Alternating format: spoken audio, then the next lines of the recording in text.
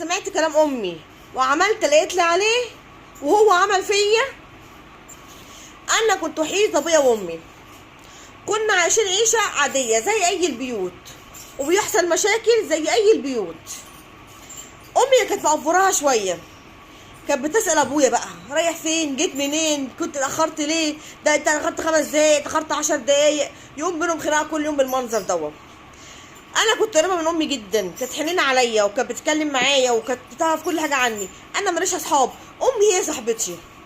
ابويا بقى كان يجي من الشغل يتغدى ينام ينزل قهوه، الروتين العادي بتاع الرجاله بتاعت اللي بيحصل في البيوت. امي مش عاجبها الحوار دوت، كانت تبقى تساله رايح فين، جاي منين، كده يعني. المهم ابويا كانش بيعجبه الكلام ده طبعا، وكل يوم يطبخ خناقه وفرق الجيران علينا، حل حاجات ملهاش اي لازمه خالص.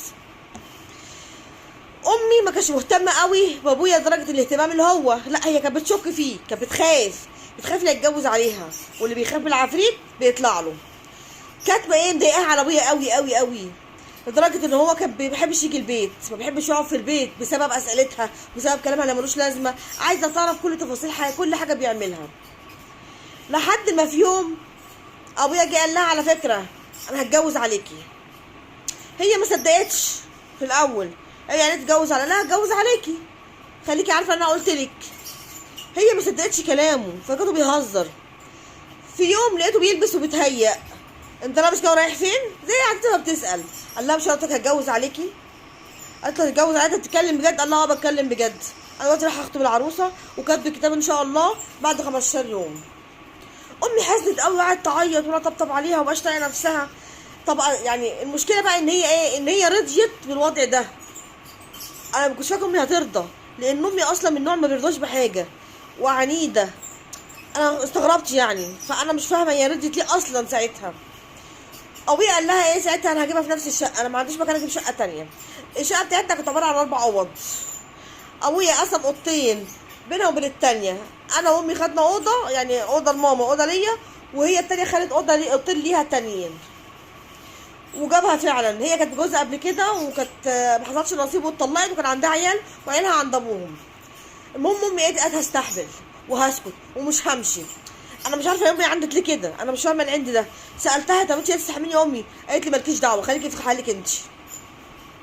امي اتغيرت جدا معايا، مبقاش تكلمني، مبقاش تحتويني، مبقاش يعني تعاملني كصاحبه زي الاول خالص، كاني مش موجوده. بقت مركزه مع ابويا، بس مركزه مع ابويا في المشاكل، مش تكسبهم التانية، لا في المشاكل. التانية جت دخلت البيت، طبعا التانية بقى مريحه ابويا جدا جدا، بيتعاملوا غير اسلوب ماما خالص. طبعا ماما ايه الموضوع زاد عنها اكتر، يعني الاوفر زاد عندها، ان هي تسال ابويا كتير وتتكلم برضو اكتر، كان يسيبها يروح للتانية على طول. ما هي نفس المكان، يعني مسافه الطرقه او الصاله زي ما بيقولوا. الخنقه زادت عند امي قوي، ما استحملتش، قعدت حوالي 5 شهور وما استحملتش، قالت له طلقني. قال لها هو زي ما هو بيصدق بصراحه، ابويا ما صدق، اصل هو كده ايه المصاريف عليه اوفر، فما صدق ان هو يطلق امي، فطلقها. خدتني معاها ورحنا ايه شقه ايه جدتي وقعدنا فيها، جدتي متوفيه. بس المشكله في امي بقى انها ماشيه زي الاول، مبقاش تسمعني، قراراتها لازم تمشي. انا كنت لسه في ثانويه عامه، وفي كليه معينه كنت مكلماها عليها وعايزه اخشها، وهي كانت مرحبه، فجاه قالت لا مش هتخشيها، هتخشي كليه تانية خالص. بقت تعاندني وبقت شديده في كلامها معايا، وانا ماليش اصحاب، ماليش حد غيرها، وهي اللي قدامي وبس. ابويا بقاش يسال علينا غير انه يبعت لي مصروفي وبس، غير كده ما اعرفش حاجه عنه خالص. انا كده كده اصلا كنت في بيتنا ما اعرفش حاجه عن ابويا. المهم راح ابويا ايه كبر دماغه من ناحيتنا. امي بقت تعاند معايا، اقول لها يمين تقول لي شمال. دخلت الكليه اللي على مزاجها، دخلتها وانا مش عايزاها واتخرجت منها الحمد لله، وكنت عايزه اشتغل، قالت لي ما فيش شغل، قعدتني في البيت. اول عريس جالي، المفروض ان العريس ده بقعد معاه اتكلم معاه، قالت لي في عريس جاي لك، قلت لها ماشي يا ماما، بقعد اتكلم معاه. قالت لي مفيش كلام، انا حددت انت فتح الخميس الجاي، من غير ما اقعد معاه، من غير ما اتكلم معاه، من غير ما اشوفه. هو قرر الموضوع انتهى، ما قالتش لابويا، خلاص الموضوع مشي. ما قدرتش اتكلم معاها، كانت جامده في كلامها معايا، ماما اتغيرت خالص، مبقتش ماما اللي انا اعرفها. المهم الموضوع تم ورا الفاتحه، طلع الحمد لله يعني شكلا كويس وشغال شغلانه كويسه وكده، يعني انا ما قعدتش معاه وما كانتش معاه طبعا. قالت لي عايزه تعيشي معاه ما تسالهوش، يعني قالت لي عكس كانت بتعمل مع بابا، ولا تسالي رايح فين ولا تكلميه ولا تزعجيه، سيبيه هو يعمل اللي هو عايزه كانك مش موجوده في البيت. فانا بصراحه لما شفت مشاكل ماما صدقت كلامها ان هو ده الصح اللي المفروض اعمله. المهم الجوازه تمت الحمد لله واتجوزته، وبقيت فعلا يجي مفيش كلام بينا خالص انا وهو، مفيش كلام خالص، مفيش حوار اصلا. اقوم الصبح اصحيه، احضر له لبسه، احضر له فطاره، ياخد بعضه ويمشي، اشوف حاجات البيت، اغسل، اروق، اكوي، احضر الغدا، يجي يقعد يتغدى، مفيش كلام بينا، ما اسالوش راح فين، اتاخر فين، جه منين، مفيش خالص. يقوم يتفرج على التلفزيون شويه، يقعد في البلكونه وانا قاعده ساكته وما بتكلمش خالص، مفيش كلام، مفيش كلام. فالحياه بينا بقت كده هدوء كامل، مفيش كلام، مفيش اي حوارات، حتى مفيش خناقات. فانا قلت اكيد امي كده صح، عشان مفيش خناقات بيني وبينه، خلاص كده الحمد لله المواضيع ماشيه. فانا ما اعرفش الحاله الجوازيه ماشيه ازاي، او انا جوازي او جواز عموما ازاي، ما اعرفش. فانا بجد مش عارفه يعني ازاي يعني. فكده يعني كده هو كده. وانا ولا شفت تجارب ولا خرجت كلمت الناس ولا عرفت حد، مفيش غير ماما اللي عرفتها وبابا والمشاكل اللي بينهم. ولما ماما اتطلقت قعدت مع امي، مفيش حوار مع حد، ما خدتش اشتغلت، خلصت كليتي، قعدت في البيت، جالي اللي عارف اتجوزته كده يعني. كل يوم على الموضوع دوه، كل يوم على الموال دوه، لحد ما في يوم قاعدين بنتغدى انا وهو، اول مره يقول لي انا عايزك في موضوع، اول مره. يا ريت ما كان مواليد، ويا ريت ما كان كلمني في اي مواضيع. انا استغربت، شيلي حاجات الغدا وتعالي عشان عايزه اتكلم معاكي. قلت له ماشي. خلصت حاجتي وصبنت مواعيني ومش عارفه ايه، وقعدت اتكلم معاه. قال لي بصي بنت الناس، انا وانتي مش نافعين مع بعض. قلت له انا عملت لك حاجه؟ قال لي مشكلتي ما عملتيش. قلت له يعني ايه ما عملتش؟ قال لي ولا بتتكلمي ولا بتحاولي رحت جيت امتى ولا عملت ايه ولا بتهتمي بيا ولا اي حاجه خالص، كاني مش موجود.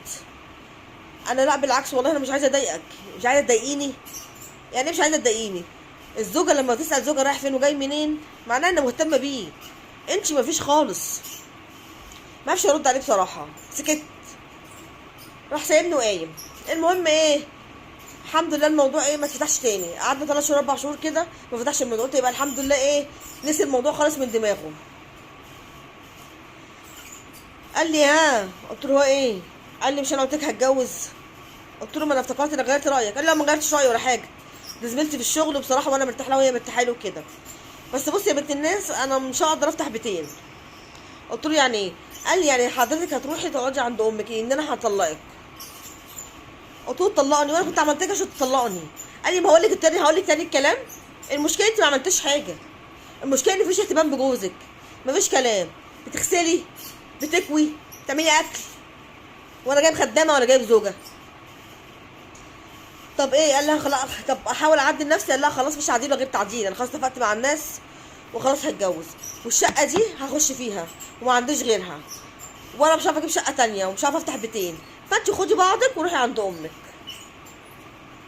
قعدت اعيط جامد ما سالتش حتى عليه. لميت حاجتي ورحت لامي. امي بصيت قالت انت جيتي ليه؟ حكيت لها اللي حصل، بصيت لي وسكتت. دخلت اوضتي، طبعا هو بعت لي ورقه خلاص، وقالت تعالي خدي حاجتك. مامي راحت جابت حاجتي، انا ما رحتش، واتجوز هو بقى وعاش حياته، وانا قعدت عند امي ولا بتكلم حد ولا بقول لحد حاجه، قاعده وساكته وما بتكلمش. دخلت في حاله اكتئاب، مش طايقه نفسي، مش عارفه ايه اللي انا صح ولا غلط. امي عامله كده مع ابويا حصل مشاكل، انا بطلت اعمل كده مع جوزي، راح طلقني وعايز واتجوز عليا. امي حسيت انها ايه، اتغيرت من ناحيتي شويه، رجعت زي ما كانت. انا صعبت عليها، بقت تخش تتكلم معايا وانا مش عايزه اتكلم. قالت لي بصي يا بنتي، انا ممكن اكون فهمت الموضوع غلط، اهتم بجوزك وكنت تساليه، بس مش زي ما انا عملت. انا كنت بخانق وبكلم بنرفزه وعصبيه، المفروض اتكلم بالراحه واخد ودي مع جوزي عشان يتكلم معايا. انا كنت بكلمه تامير. بصيت لها كده وقلت لها انت ما قلتليش كده، انت قلتي ما تساليش، قلتي لي ما تضايقهوش، قلتي لي ما تخنقوهوش، اهو سابني، ما خنقتهوش ما سالتهوش، اهو طلقني وبقيت متطلقه. ما كملتش في جوازي 2 سنين واتطلقت. صعبت عليها.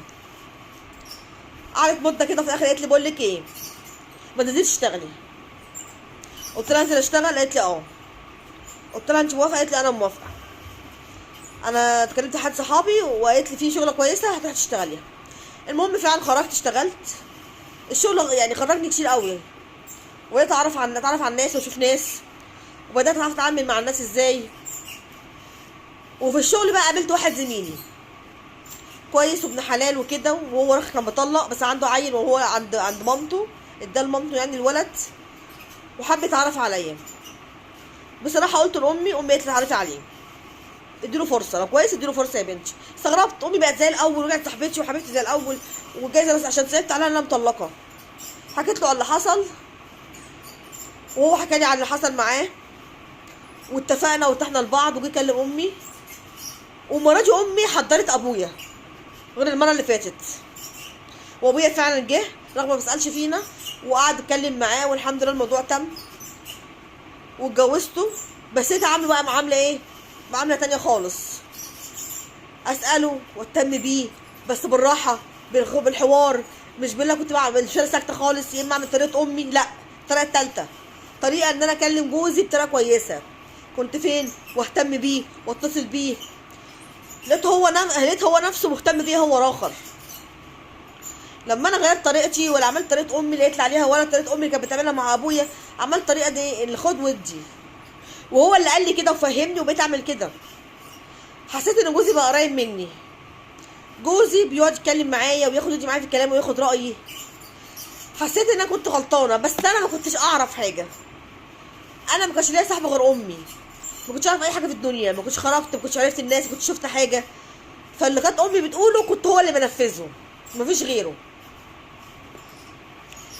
المهم ان انا الحمد لله استقريت في حياتي، وامي بقت مبسوطه مني. بصراحه امي رجعت تاني زي الاول، وبقت تسال عليا وبقت تطمن عليا، واتغيرت معايا عشان انا صعبت عليها.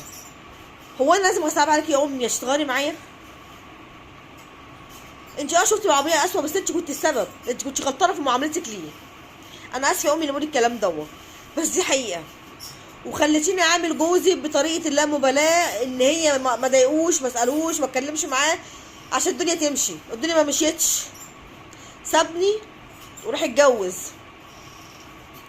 الحمد لله دلوقتي طريقتي ان انا بعامل جوزي كويس، واتكلم معاه كويس، واخد بالي معاه في كلامي كويس، وحتى لو حصل بينا مشكله بنحلها بكل هدوء، مش زي ما امي وابويا كان بيعملوا. فانا بحكي قصتي دي عشان اقول بالراحه. ممكن اعرف كل حاجه عن جوزي بس بالراحه، ممكن اعرف عن جوزي كل حاجه عن جوزي بس بطريقه خد ودي. هكسبه مش هخسره. طريقه امي خسرت امي لابويا، طريقتي وان انا سمعت كلام امي خسرت لي لجوزي. الطريقه اللي انا بعملها دي كسبتني جوزي، خلتني اقدر اكسب جوزي صح، اكسبه، اعرفه، اتكلم معاه. فمحدش يعمل حاجه الا لما يفكر فيها الاول. امي قالت لي، ابويا قال لي، عمي قال لي، اختي قالت لي، صاحبتي قالت لي، اشوف الصالح ليا واعمله، ما نفذش وخلاص. ما يعملش زيي آلة بتحرك بريموت كنترول. بس الحمد لله دلوقتي حياتي مستقرة، والحمد لله في بيبي جاي، والدنيا كويسة، وجوزي الحمد لله كويس معايا، وبناخد وندي في الكلام، والدنيا ماشية. فدي قصتي حبيت احكيها بس عشان محدش يعمل اللي انا عملته. بس بصراحة انا هقولك حاجة حلوة قوي. هو تجربة امك وتجربتك الاولانية علمتك، وكويس ان انت علمتي، وكويس ان انت فهمتي. غيرك ما بيفهمش، غيرك بيفضل دماغه مقفله زي ما هو. وعجبني فيكي ان انت غيرتي من نفسك، وان انت بدات تكسبي جوزك، والدنيا اتغيرت معاكش. ما تفضليش زي ما انت. ايه يعني تجربه عدت؟ هو نصيب بتاع ربنا، محدش بياخد مرات حد، دي حقيقه. كل واحد مكتوب له هيتجوز مين او هيطلق ويعيش مع مين، ده عند ربنا. بس احنا دي مجرد اسباب اللي احنا بنعملها. امك غلطانه في اللي هي عملته.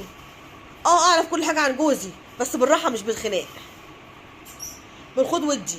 هيقول كل اللي هو عايزه، وبرده ما اقعدش ساكته ما اعرفش حاجه عنه، ما ينفعش.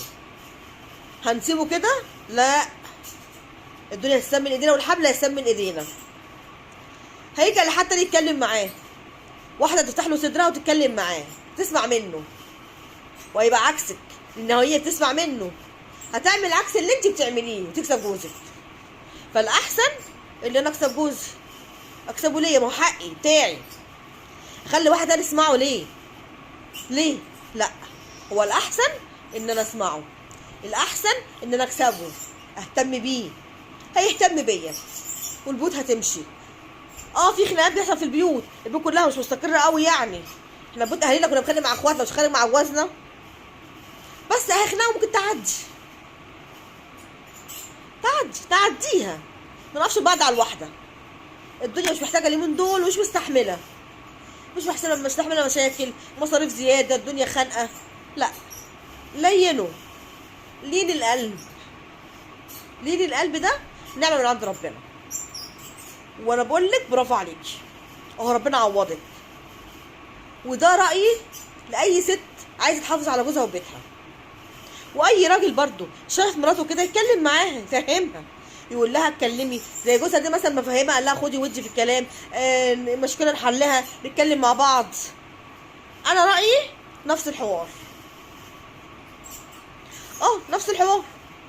الراجل كمان ياخد ودي مع مراته، يا جماعه مش عيب. ما دام بتكلم مع واحده بره واحكي لها، ما هي مراتي موجوده، مش عايزه تسمعني اقول لها تسمعني، اتكلم معاها تسمعني.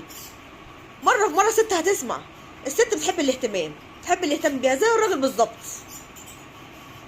فانتوا الاتنين بيكوا تخربوا بيكوا او بيكوا تعمروا بيكوا. خد ودي احسن ما يحصل فيه ايه؟ فرقه. الله اقدر.